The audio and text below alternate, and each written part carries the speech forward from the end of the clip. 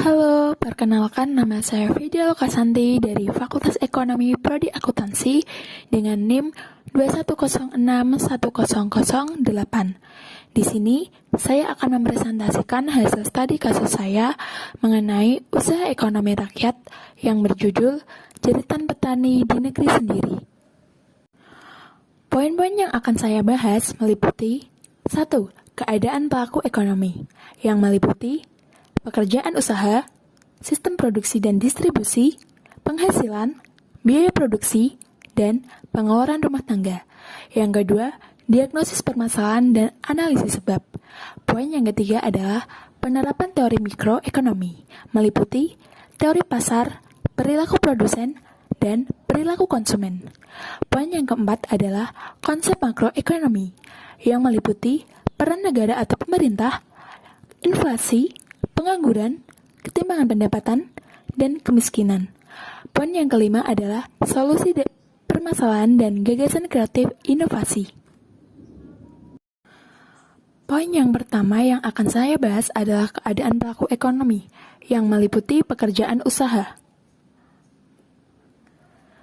Kabupaten Pati, sebuah kota kecil di ujung timur Provinsi Jawa Tengah, yang memiliki segudang potensi di dalamnya. Kota dengan julukan Bumi Minatani ini dikenal akan produksi aneka macam makanan ringan yang berbahan baku dari kacang. Terdapat 2 perusahaan besar yang memproduksi aneka makanan ringan yang berasal dari kacang, yaitu PT Dua Kelinci dan PT Garuda Food. Tidak heran apabila sebagian besar penduduk Kabupaten Pati berprofesi sebagai seorang petani, entah itu petani padi, petani palawija, ataupun petani buah. Hampir 70% hamparan Kabupaten Pati adalah sawah. Dengan latar belakang itulah mengapa kabupaten ini dijuluki sebagai Kota Bumi Minatani.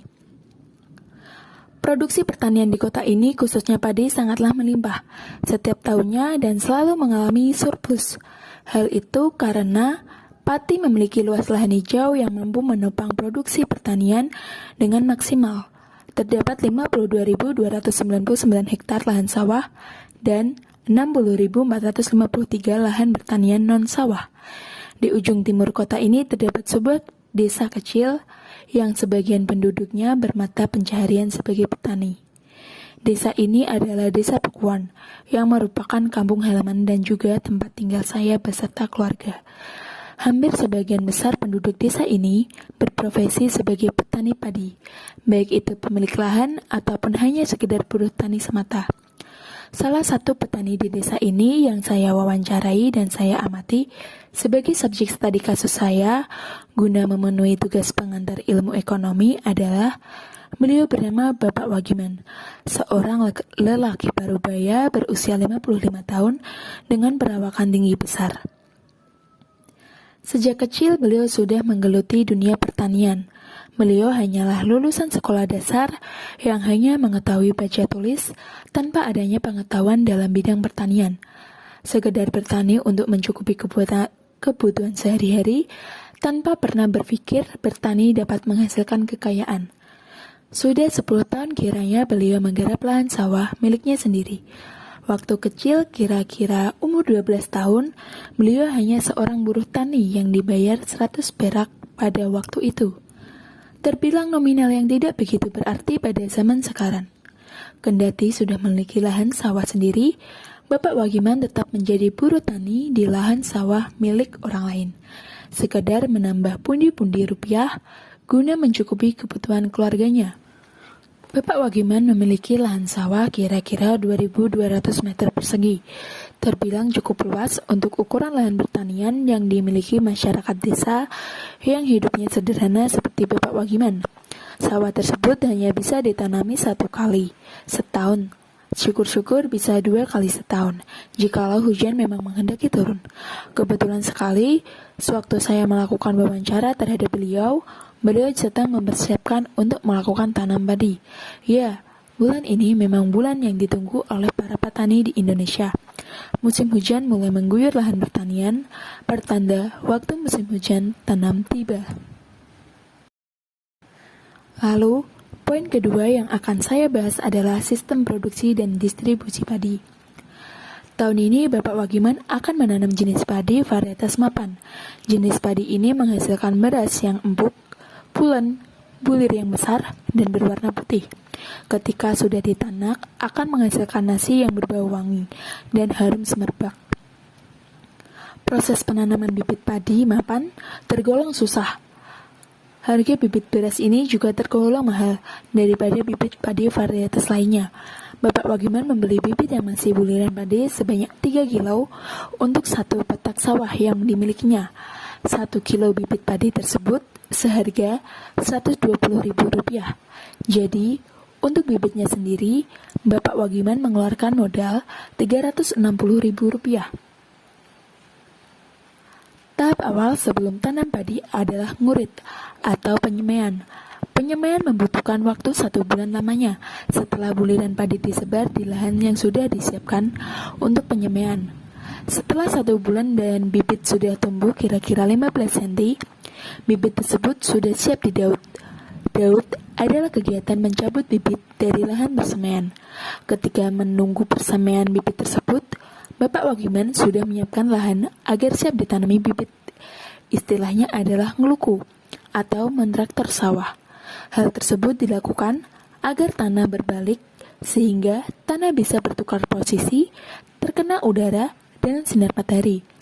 Biaya yang dikeluarkan Bapak Wagiman untuk mentraktor sawah adalah kurang lebih Rp300.000 untuk menyewa traktor beserta operatornya. Setelah bibit semai dan lahan siap, selanjutnya adalah tandur atau tanam padi di lahan yang sudah ditraktor tadi. Proses tandur ini biasanya dikerjakan oleh para ibu-ibu. Untuk sepetak sawah dengan luas 2.200 meter persegi tersebut, Bapak Wagiman membutuhkan 10 orang buruh tandur. Proses tandur dilakukan pada pagi sampai siang hari. Untuk upah jasa buruh tandur sendiri adalah Rp50.000 per orang. Itu pun belum termasuk biaya makan 1 kali pada pagi hari sebelum proses tandur. Kurang lebih, Bapak Wagiman mengeluarkan uang Rp650.000 untuk upah sekaligus makan pagi bagi para buruh tandur tersebut. Setelah proses tanam benih padi tersebut selesai, Bapak Wagiman tinggal menunggu waktu kira-kira 1 minggu untuk matun rumput yang tumbuh di lahan sawah tersebut. Matun adalah kegiatan menyayangi rumput beberapa minggu setelah padi ditanam. Matun biasanya juga dikerjakan oleh ibu-ibu. Ini bertujuan agar rumput tidak semakin tumbuh mengambil nutrisi pupuk sehingga padi cepat tumbuh subur. Bapak Wagiman biasanya menyewa jasa seorang ibu-ibu untuk matun di sawahnya. Hanya 1 orang saja karena pekerjaan ini tidak begitu berat. Biaya yang dikeluarkan untuk menyewa orang matun sekitar Rp110.000 untuk 2 hari kerja, sampai rumput di lahan tidak ada lagi. Biasanya setelah beberapa minggu kemudian, rumput akan tumbuh kembali dan perlu untuk diwatun lagi. Tahap selanjutnya adalah memupuk atau ngurea. Tahap ini bertujuan agar padi tumbuh subur dan hijau. Ngurea ini biasanya dilakukan setelah proses matun, agar rumput tidak mengambil nutrisi dari pupuk itu sendiri. Untuk pupuk urea itu, Bapak Wagiman menghasilkan kurang lebih 3 karung pupuk urea, yang setiap karung berisi 25 kg pupuk urea. Harga untuk 1 karung urea sekitar Rp150.000. Jadi, Bapak Wagiman menghabiskan pupuk urea dari tanam padi sampai panen sekitar 75 kg. Pupuk dengan harga Rp450.000. Proses pemupukan biasanya dilakukan 1-2 minggu sekali sampai menjelang panen padi tiba. Dalam proses tanam padi ada saja hama dan gulma yang menyerang tanaman padi itu, sehingga berpotensi merusak tumbuhan dan merugikan dari segi ekonomi. Untuk itu, Bapak Wagiman mengantisipasi dengan rajin mengobati, menyayangi dan membersihkan lahan agar tidak ada parasit merugikan. Biasanya, hama yang sering menyerang tanaman padi adalah keong emas, tikus, werang, kepik hijau, burung, walang sangit, dan pengerek batang padi. Untuk hama seperti werang dan pengerek batang padi yang menyerang padi dengan cara menghisap cairan batang dan mengeluarkan virus seperti tungrau yang berbahaya bagi perkembangan tanaman padi, Bapak Wagiman membasmi dengan cara menyemprotkan obat insektisida seperti regen dan spontan agar hama musnah. Obat tersebut juga dapat membunuh walang sangit yang juga termasuk hama tanaman padi. Untuk harga obat insektisida, Bapak Wagiman mengeluarkan biaya Rp500.000 untuk sekali tanam padi sampai panen. Hama lain yang tampak mata seperti keong emas dan kepik hijau, Bapak Wagiman membersihkan secara manual dengan cara mengambil satu persatu dari tanaman padi. Menjelang panen tiba, Bapak Wagiman biasanya akan tunggu manuk atau jaga burung.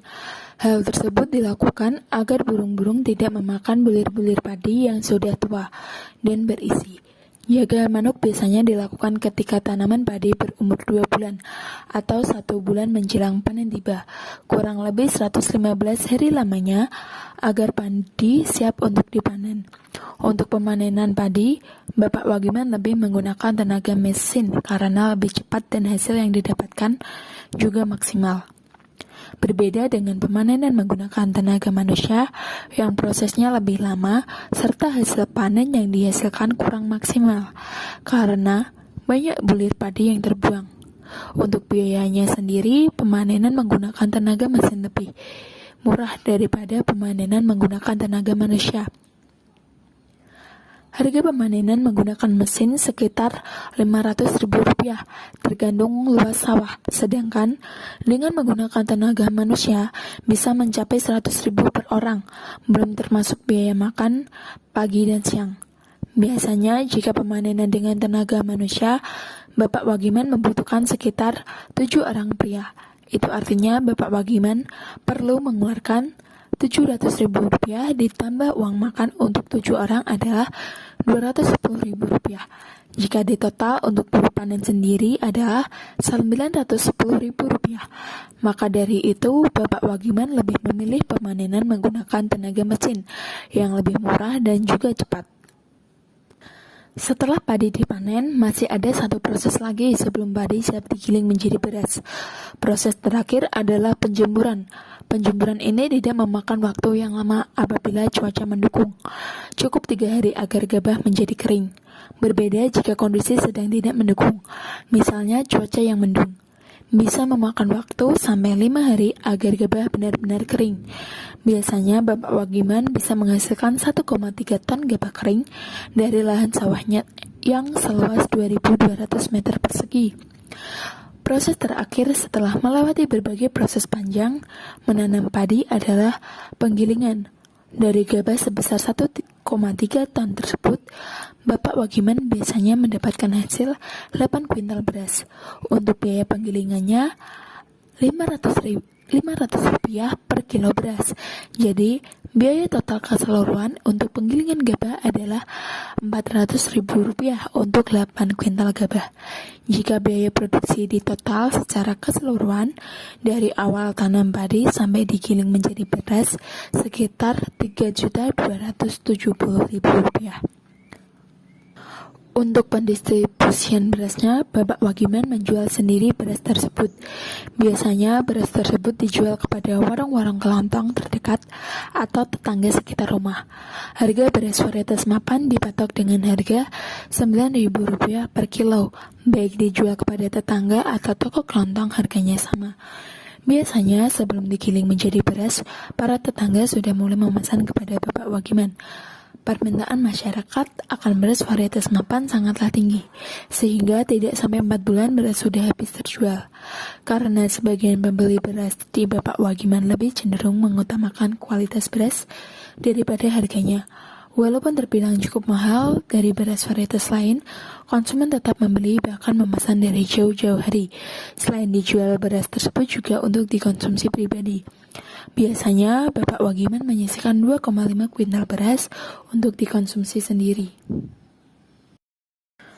Beras 2,5 kuintal tersebut bisa untuk mencukupi kebutuhan makan sehari-hari selama 1 tahun. Dari 8 kuintal beras tersebut, dikurangi 2,5 kuintal beras untuk dikonsumsi pribadi, dan sisanya 5,5 kuintal untuk dijual. Dari 5,5 kuintal beras yang dijual, Bapak Wagiman bisa mendapatkan hasil Rp4.950.000. Itu pun belum dipotong dengan biaya produksi.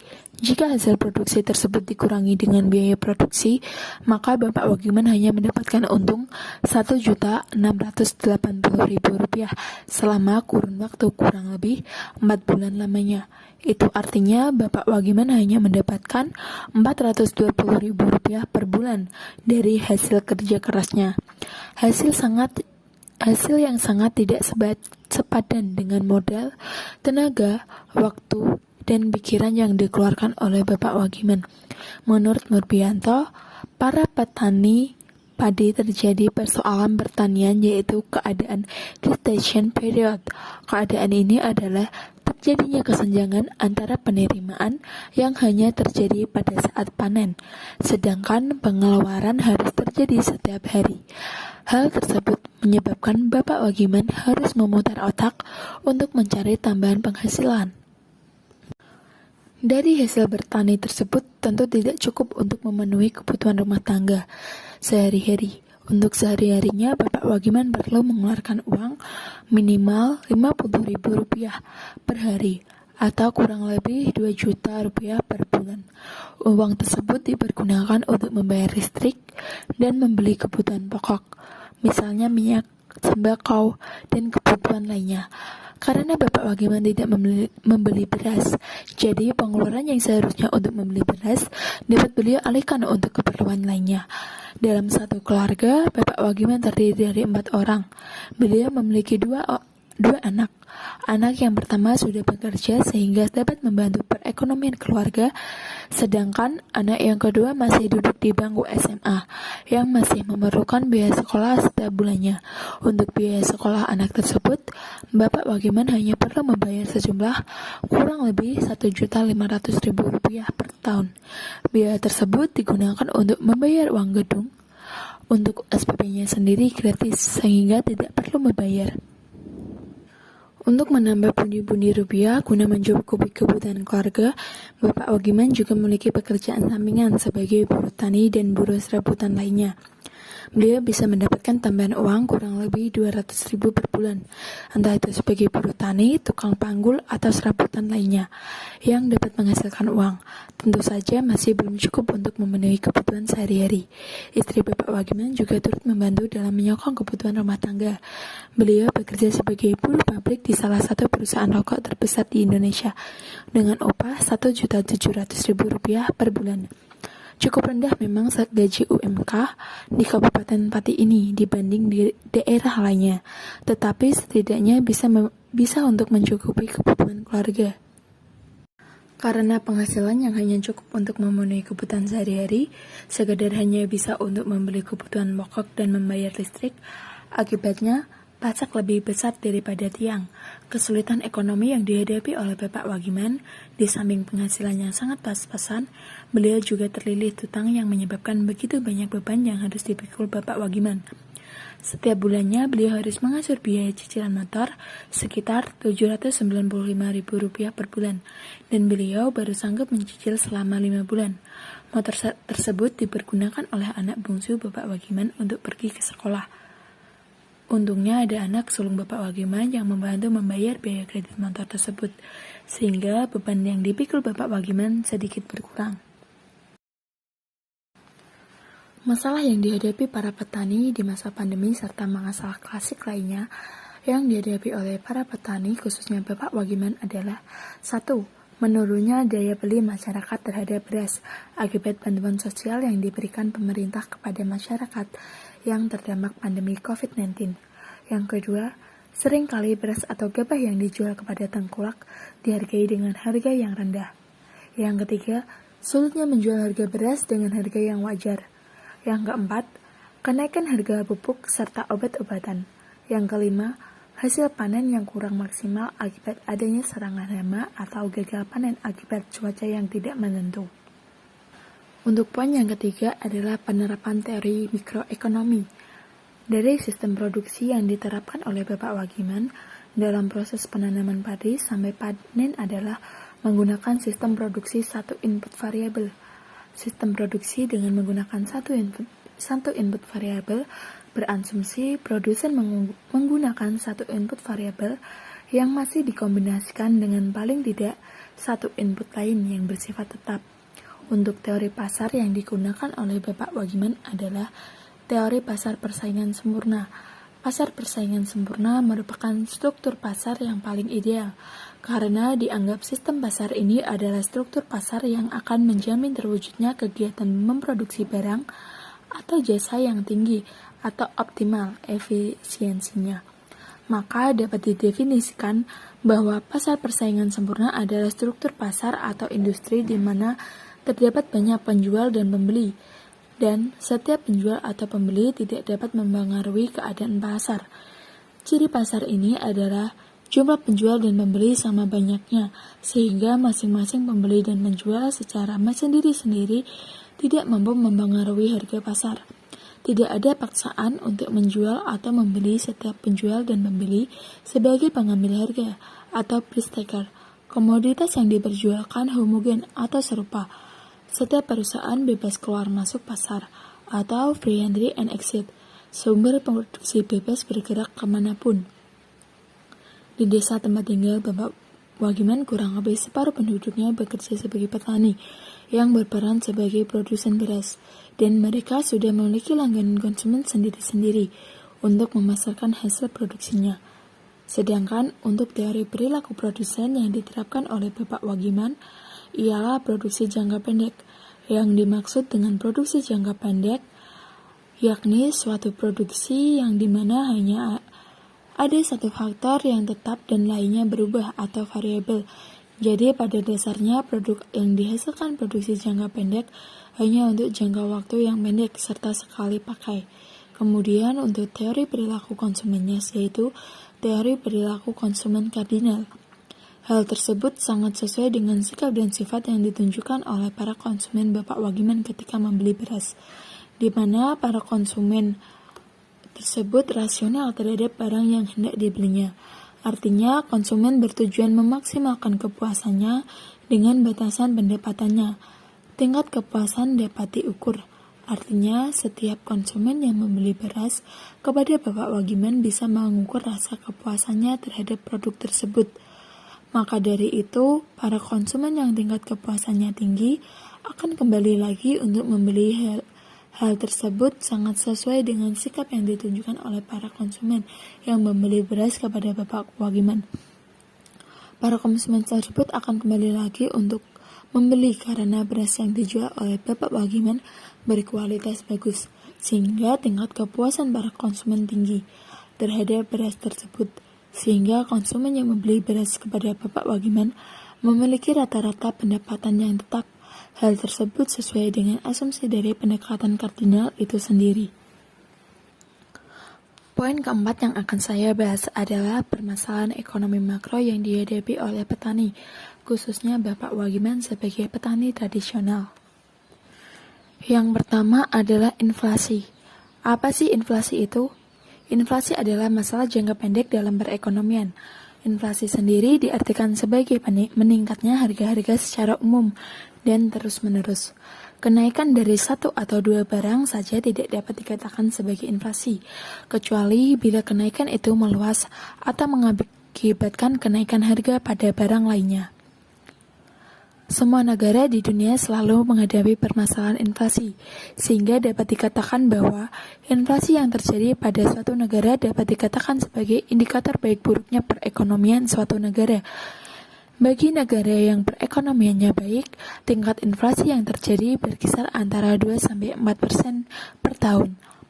Tingkat inflasi yang berkisar antara 2-4% dikatakan tingkat inflasi yang rendah.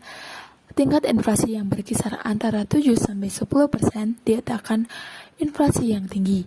Inflasi yang sangat tinggi tersebut disebut hiperinflasi atau hyperinflation. Badan Pusat Statistik atau BPS mencatat tingkat inflasi Indonesia sebesar 1,59%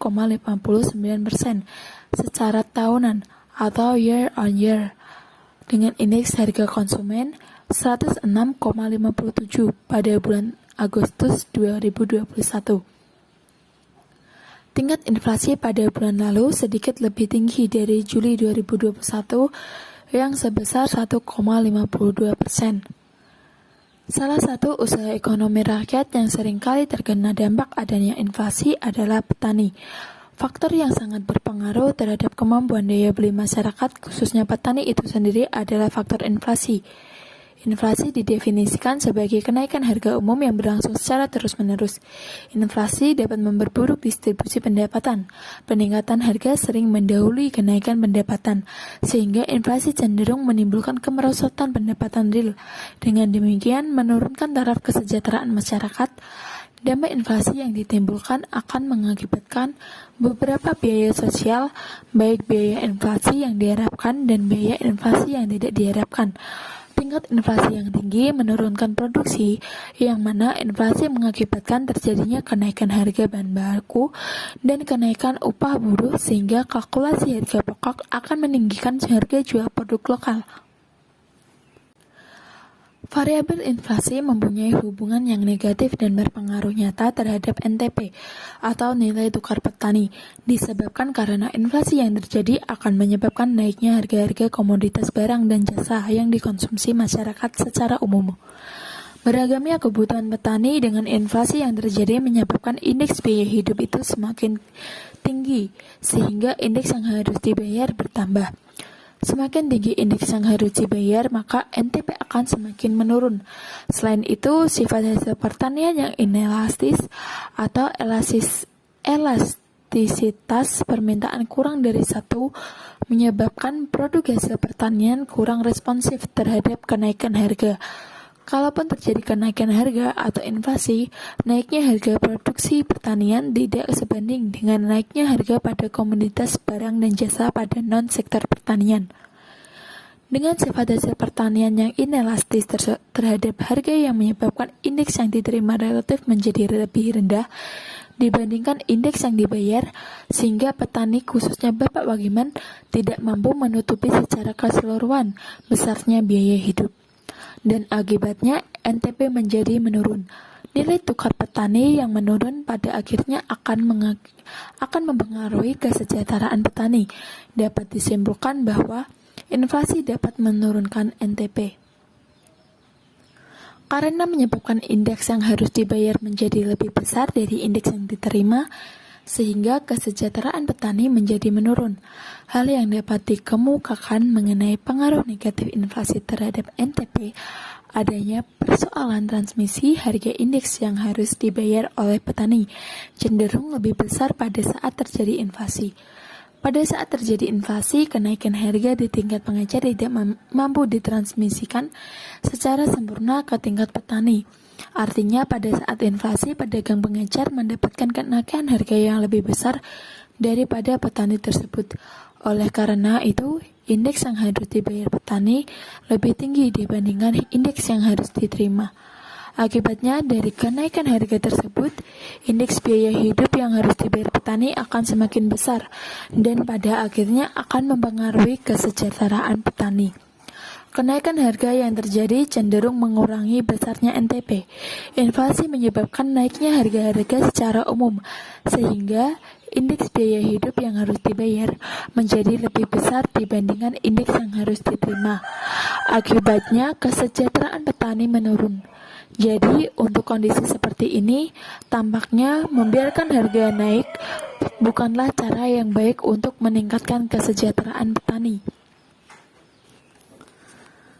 Kenaikan harga jual hanya terjadi pada tingkat pengecer saja, bukan pada petaninya langsung. Tingkat pengecer tidak mampu ditransmisikan secara sempurna ke tingkat petani.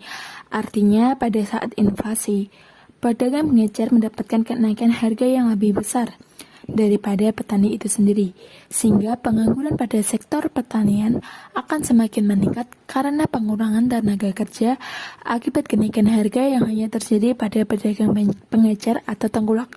Hal tersebutlah yang diterapkan oleh Bapak Wagiman sebagai petani tradisional yang hanya mempunyai lahan tidak begitu luas.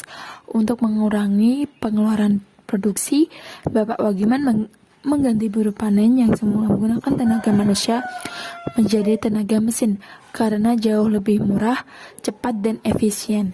Hal ini menyebabkan para buruh tani tidak bekerja ketika musim panen tiba, karena tenaganya sudah tergantikan oleh tenaga mesin. Akibatnya, seperti yang sudah saya bahas di awal, Bapak Wagiman juga bekerja sebagai buruh tani untuk menambah penghasilan. Akibat adanya invasi tersebut, maka para pemilik lahan memilih mementingkan membeli kebutuhan pokok terlebih dahulu daripada harus menyewa buruh tani, entah itu untuk menyaingi rumput, macul, atau lainnya. Dari sisi kesejahteraan petani, nilai tukar petani atau NTP terus mengalami tren perbaikan dibandingkan saat awal pandemi. NTP pernah di angka 99,47 pada Mei 2020 akibat penurunan demand HoReCa atau hotel, restoran, dan catering. Namun terus membaik menjadi 102,93 pada April 2021 seiring dengan peningkatan aktivitas. Sedangkan dari sisi penyediaan pangan, di tingkat konsumen, inflasi bahan makanan tetap terjaga sebesar 3,48% pada tahun 2020. Lalu, pada Januari sampai dengan April 2021, sebesar 1,8% lebih rendah dari tahun 2020. Terjaganya NTP di tingkat petani dan inflasi pangan di tingkat konsumen merupakan indikator positif atas implementasi kebijakan pangan dan pertanian dalam rangka pemulihan ekonomi nasional. Strategi utama pemerintah dalam menjaga momentum pemulihan ekonomi ini adalah melalui Program Pemulihan Ekonomi Nasional atau PEN. Alokasi anggaran program PEN tahun 2021 sebesar 699,43 triliun sampai dengan 21 Mei 2021 telah terrealisasi sebesar 26,3% dari pagu atau sekitar 189,90 triliun rupiah. Program PEN yang terkait pangan dan pertanian antara lain adalah program perlindungan sosial berupa program padat karya pertanian, kelautan, dan perikanan, serta keberlanjutan pembangunan food estate di Kalimantan Tengah dan Sumatera Utara. Program-program lain di sektor pangan dan pertanian juga terus dijalankan untuk penguatan ketahanan pangan dan peningkatan kesejahteraan petani. Antara lain sebagai stabilisasi harga dan pasokan pangan, pengembangan kawasan hortikultura berorientasi ekspor dengan model kemitraan atau GCV, Creating Share Value, kemitraan cost-led pada komoditas hortikultura, pengembangan peternakan terintegrasi, penumbuhan dan pengembangan korporasi petani dan nelayan, serta penyaluran pupuk bersubsidi. Pemerintah juga terus berupaya untuk memperkuat ketahanan pangan nasional dengan cara mengimplementasikan Undang-Undang Cipta Kerja, khususnya di sektor pertanian, kelautan, dan perikanan. Terkait penyederhanaan dan kepastian dalam perizinan, membentuk Badan Pangan Nasional dan pembentukan holding BUMN pangan, menyinergikan BUMN untuk distribusi pangan dari daerah surplus ke daerah defisit, memperkuat kerjasama antar daerah dalam pemenuhan kebutuhan pangan, memperkuat cadangan pangan pemerintah, dan implementasi sistem resi gudang, juga mengurangi beban fiskal melalui efisiensi harga pokok produksi, peningkatan produktivitas petani, perbaikan sistem subsidi pupuk, serta pengurangan penggunaan pupuk secara berlebihan.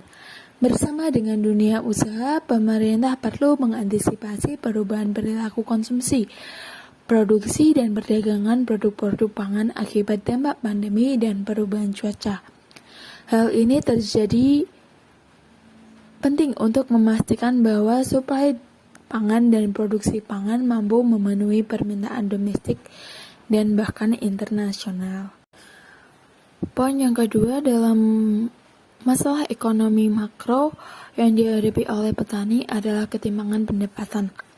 Tingginya produksi padi di Kabupaten Pati tidak sebanding dengan tingkat kesejahteraan petani padi.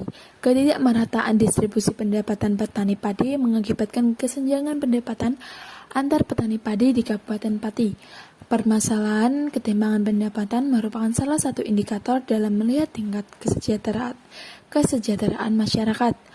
Pembangunan pertanian telah dan akan terus memberikan sumbangan bagi pembangunan daerah, baik secara langsung dalam pembentukan pendapatan domestik bruto atau PDB, penyerapan tenaga kerja dan peningkatan pendapatan masyarakat, maupun sumbangan tidak langsung melalui penciptaan kondisi yang kondusif bagi pelaksanaan pembangunan dan hubungan sinergis dengan sektor lain.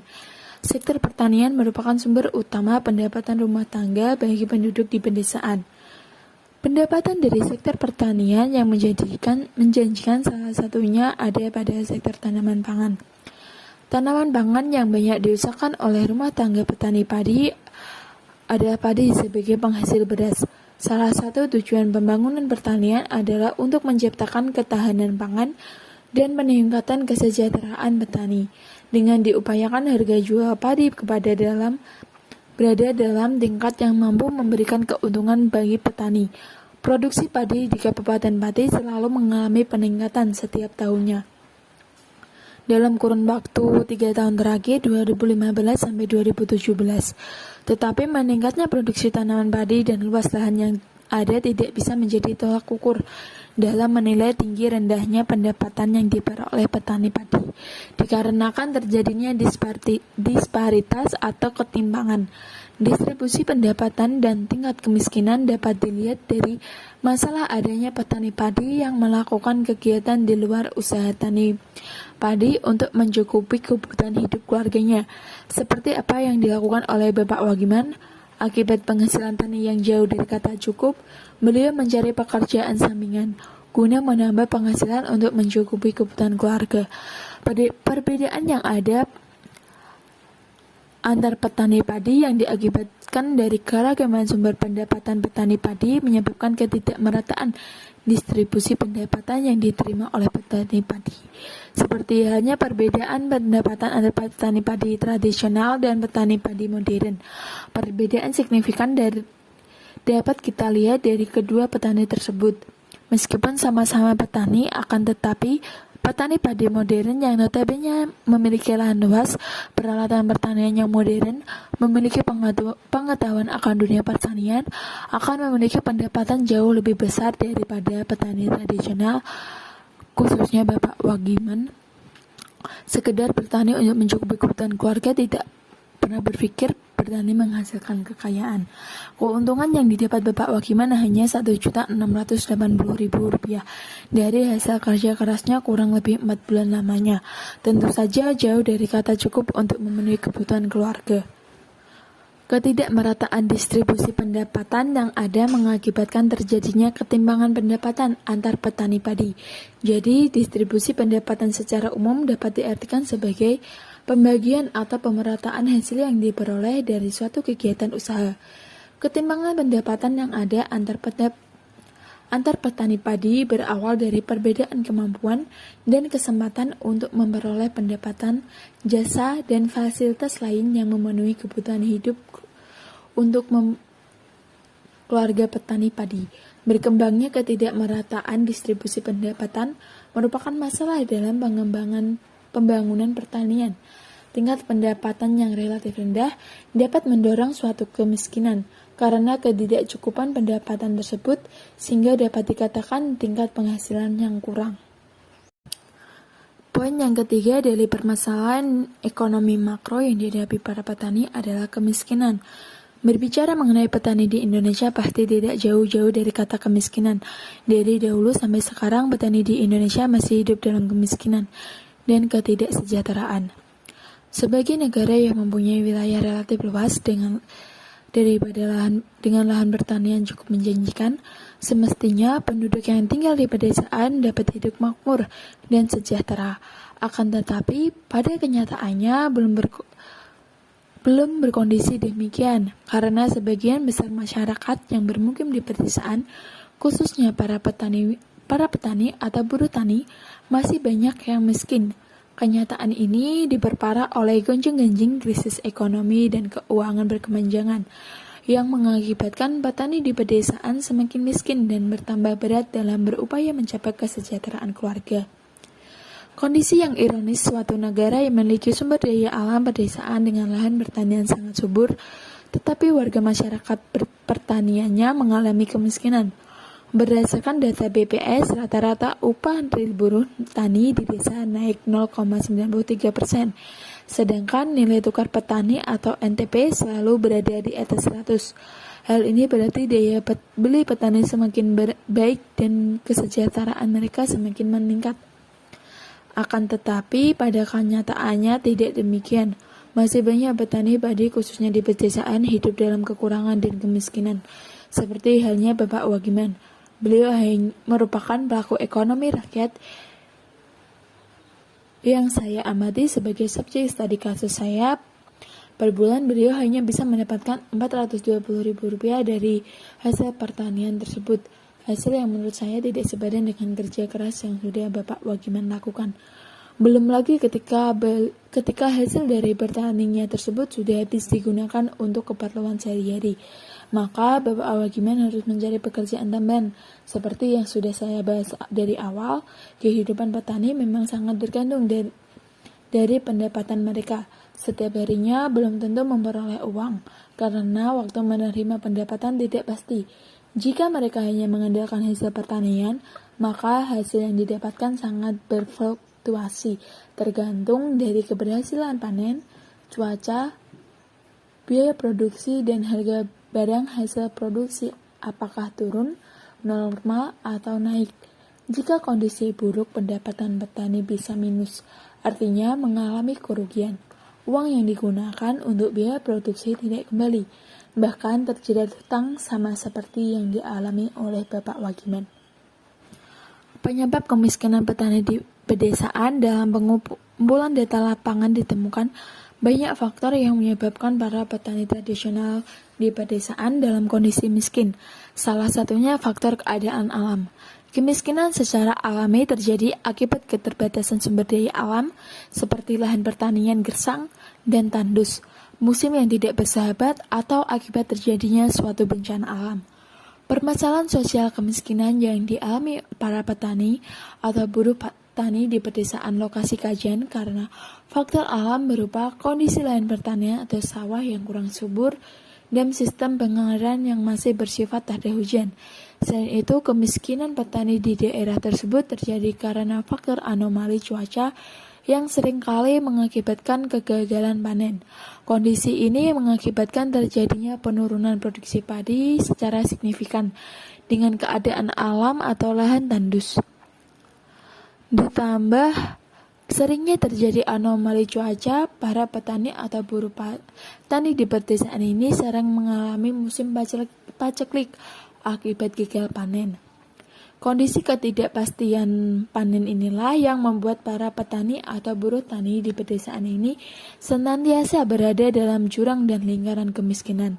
Salah satu penyebab kemiskinan berikutnya adalah faktor individual berkait dengan aspek patologis termasuk kondisi fisik dari psikologis si miskin seperti perilaku, pilihan, dan kemampuan. Apabila mengacu pendapat tersebut, maka faktor individual penyebab kemiskinan petani di pedesaan lokasi kajian berupa rendahnya kemampuan atau kualitas sumber daya manusia. Menurut pengakuan Bapak Wagiman, para petani di Desa Pokon belum menguasai teknologi pertanian.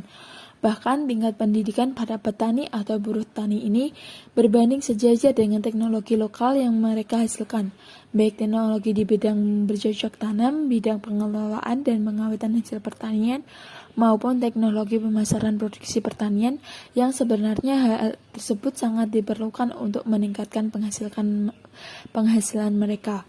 Rendahnya kualitas sumber daya petani yang dapat dilihat dari minimnya tingkat pendidikan dan tingkat penguasaan teknologi mengakibatkan mereka, khususnya Bapak Wagiman, yang hanya mengenyam bangku pendidikan sekolah dasar hanya mampu bercocok tanam dengan cara tradisional. Petani ataupun buruh tani ini bekerja dengan bersusah payah di sawah atau ladang, sebenarnya mempunyai keinginan dan harapan untuk meningkatkan ekonomi keluarga guna memenuhi kebutuhan dasar hidupnya. Akan tetapi dalam kenyataannya di antara mereka masih belum mampu mencapai kesejahteraan.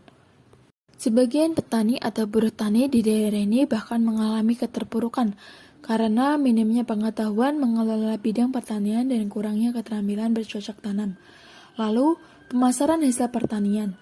Karena keseharian petani dan buruh tani pada umumnya bertempat tinggal di daerah pelosok pedesaan dan relatif jauh dari perkotaan dengan keterbatasan prasarana dan sarana transportasi, Mereka biasanya mengalami kesulitan mobilitas dalam memasarkan hasil pertanian.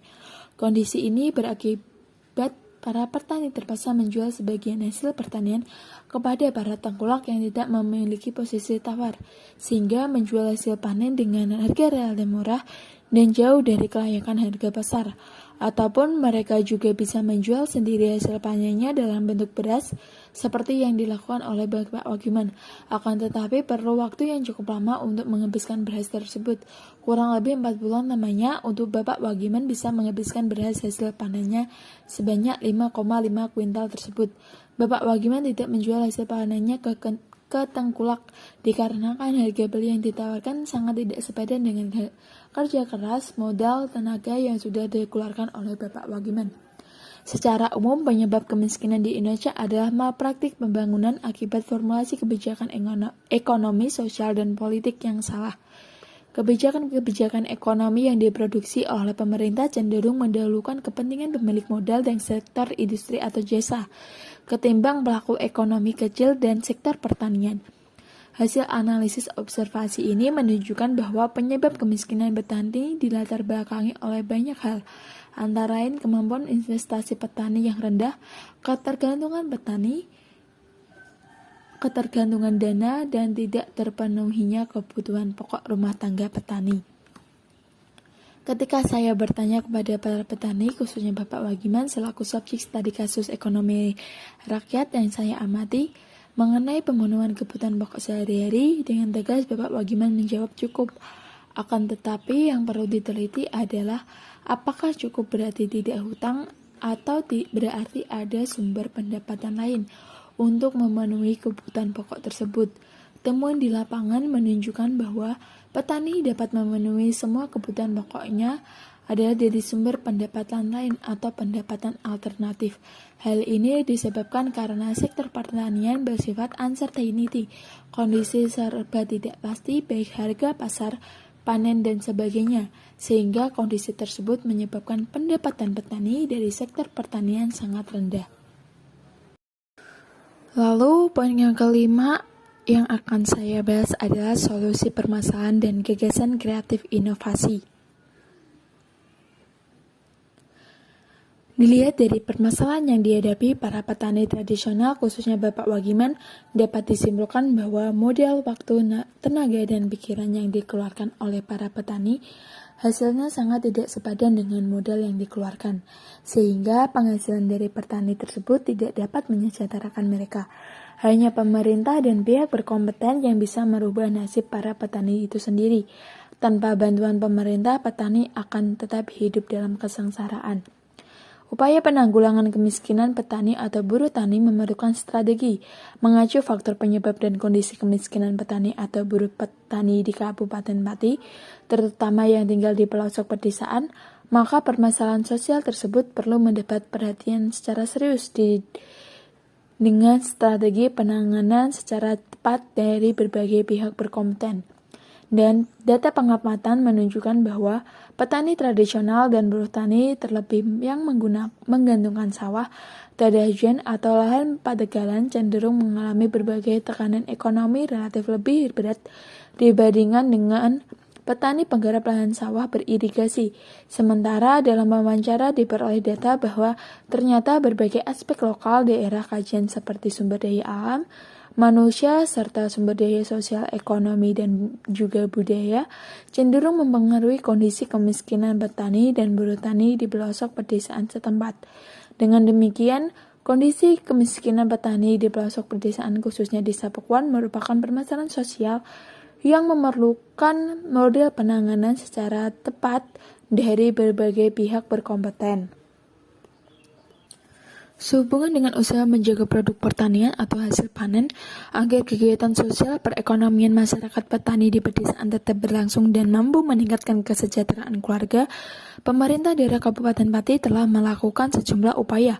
Pertama, Dinas Pertanian secara intensif terus melakukan penyuluhan dan bimbingan sosial dalam rangka meningkatkan kemampuan dan keterampilan petani dalam bimbingan sosial dalam rangka meningkatkan kemampuan dan keterampilan petani dalam bercocok tanam, serta pemberian Prasarana dan sarana untuk bertani secara memadai. Sarana pendukung yang dibantukan juga telah disesuaikan dengan kondisi lahan, sawah, pengairan, atau ketegalan, ramah lingkungan, dan juga mudah digunakan petani. Kedua, pemerintah daerah Kabupaten Pati juga telah berupaya meningkatkan komunikasi dan akses petani untuk mendapatkan benih serta diklat di bidang pertanian. Ketiga, pemberian bimbingan keterampilan dalam mengelola dan menjaga kesinambungan alam, utamanya pelestarian lahan pertanian dengan berbagai upaya secara konstruktif dan berkelanjutan, misalnya pelatihan budidaya hutan rakyat dan pembuatan pupuk non-organik. Permasalahan sosial yang dialami petani miskin juga berupa katerisolasian dan keterpelosokan wilayah pedesaan, serta minimnya prasarana dan sarana transportasi. Keadaan seperti ini tentu menyulitkan mobilitas masyarakat petani, menjadi kendala penjualan hasil pertanian maupun masuknya bahan kebutuhan pokok keseharian penduduk, yang akhirnya mengakibatkan terhambatnya perkembangan sosial serta tumbuhnya perekonomian dan budaya setempat.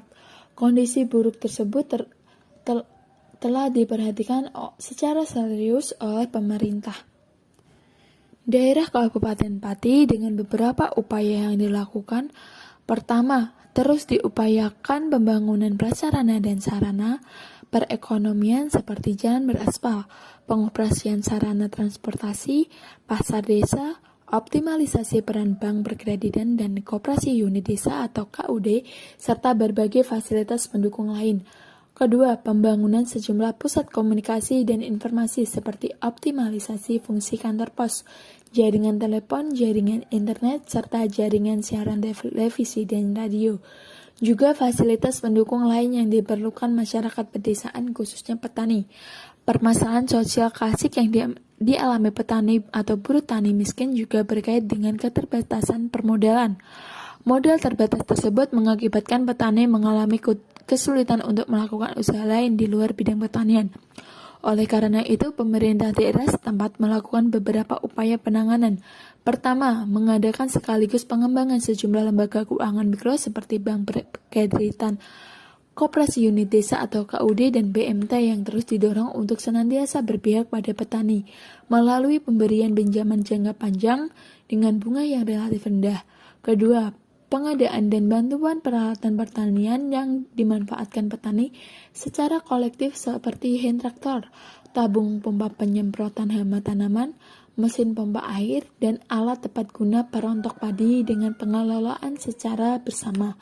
Ketiga, pembentukan dan pengembangan usaha bersama yang diarahkan pada pembentukan kelompok usaha bersama atau KUB, ataupun pendirian koperasi pertanian lokal berbadan hukum yang diharapkan mampu memenuhi berbagai kebutuhan keseharian para petani. Keempat, Dinas Koperasi secara terus-menerus telah berupaya membudayakan sikap hidup hemat dan suka menabung pada masyarakat petani sekaligus mengikis perilaku pemborosan. Dalam menanggulangi permasalahan sosial tersebut, beberapa upaya juga telah dilakukan pemerintah Kabupaten Pati. Pertama, dengan pemberian bantuan untuk meringankan beban pinjaman bagi sejumlah petani yang terjerat utang piutang. Kedua, memberikan penyuluhan melalui temu warga tani dalam rangka pembinaan sistem jual beli hasil pertanian yang berkeadilan sosial berlandaskan semangat pasal 33 Undang-Undang Dasar 1945.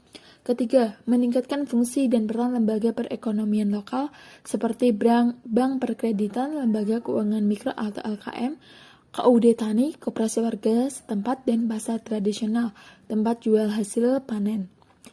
Terkait dengan minimalnya penghasilan petani tradisional dan buruh tani yang mengakibatkan mereka kesulitan untuk mencapai tingkat kesejahteraan, telah dilakukan beberapa upaya yang ditempuh sejumlah pihak berkompeten. Pertama, pihak Dinas Perindustrian dan Perdagangan telah melakukan bimbingan keterampilan atau home industry sebagai alternatif petani atau buruh tani memperoleh penghasilan tambahan. Kedua, Dinas Pertanian telah mengembangkan budidaya tanam panganan seperti sayur mayur, ubi-ubian, dan buah-buahan yang laku jual untuk menambah penghasilan petani. Di samping itu, Dinas Perindustrian telah menyelenggarakan pelatihan keanekaragaman produk makanan berbasis bahan pokok hasil pertanian seperti pengawetan, bahan makanan, dan pembuatan makanan, camilan.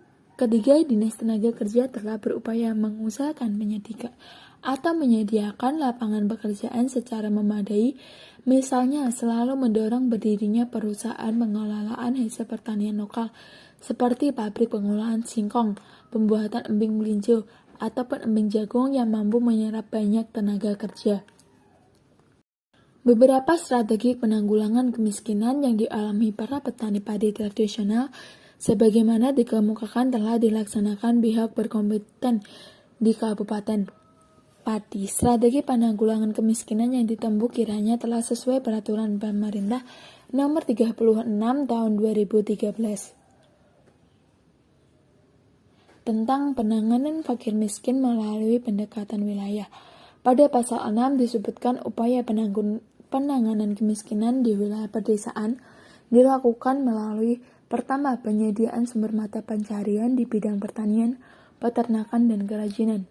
Kedua, bantuan permodalan dan akses pemasaran hasil pertanian, peternakan, dan kerajinan. Ketiga, peningkatan pembangunan prasarana dan sarana. Keempat, penguatan kelembagaan masyarakat dan pemerintah desa. Kelima, pemeliharaan dan pendayagunaan sumber daya manusia, alam, dan sosial. Hal urgen yang telah dilakukan pemerintah daerah setempat dalam upaya penanggulangan kemiskinan di pedesaan adalah adanya keterpaduan dalam beberapa aspek.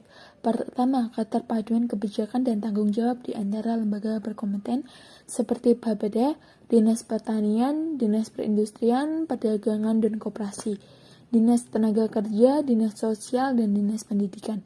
Dengan demikian, kebijakan penanggulangan kemiskinan yang dialami petani tradisional di pedesaan dalam wilayah Kabupaten Pati setidaknya telah diputuskan secara bersama oleh sejumlah lembaga tersebut di bawah koordinasi Bapeda. Kedua, keterpaduan iptek dalam arti bahwa upaya penanggulangan kemiskinan petani tradisional dan buruh tani telah didahului kajian berdasar ilmu pengetahuan teknologi sesuai bidang tugas pokok dan fungsi serta lembaga berkompeten, sehingga program yang dilaksanakan di wilayah pedesaan sesuai dengan kebutuhan masyarakat petani. Ketiga, keterpaduan pelaksanaan program di antara lembaga berkompeten, baik dalam pendataan, identifikasi permasalahan sosial, maupun dalam implementasi program penanggulangan kemiskinan petani di pedesaan. Berdasar keterpaduan beberapa aspek tersebut dapat ditegaskan bahwa kebijakan dan kegiatan penanggulangan kemiskinan petani yang dilaksanakan pemerintah daerah Kabupaten Pati melalui SKPD terkait dilakukan secara koordinatif, terpadu, dan serentak, maka tetap bersifat komprehensif, sehingga strategi tersebut diharapkan mampu meningkatkan kesejahteraan penduduk miskin, khususnya para petani atau buruh tani di pedesaan. Kesimpulannya adalah dilihat dari permasalahan yang dihadapi para petani tradisional, khususnya Bapak Wagiman, dapat disimpulkan bahwa modal, waktu, tenaga, dan pikiran yang dikeluarkan oleh para petani hasilnya sangat tidak sepadan dengan modal yang dikeluarkan, sehingga penghasilan dari petani tersebut tidak dapat menyejahterakan mereka. Hanya pemerintah dan pihak berkompeten yang bisa merubah nasib dari para petani itu sendiri. Tanpa bantuan pemerintah, petani akan tetap hidup dalam kesengsaraan.